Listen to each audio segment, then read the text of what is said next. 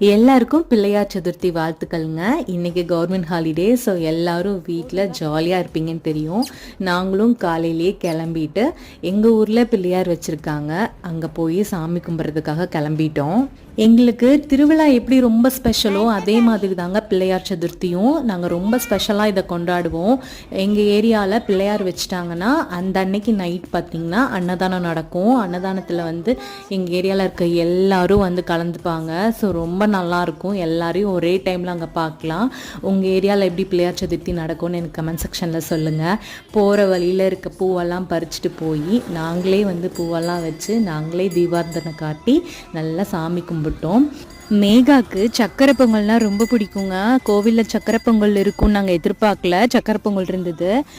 இவர் வந்து என்னோட ஹஸ்பண்டோட தம்பி தாங்க. சக்கரை பொங்கல் சுண்டல் எல்லாம் போட்டு கொடுத்தாரு. சரின்னு பிள்ளைங்களெல்லாம் சாப்பிட வச்சுட்டு அப்படியே கிளம்பிட்டோம்.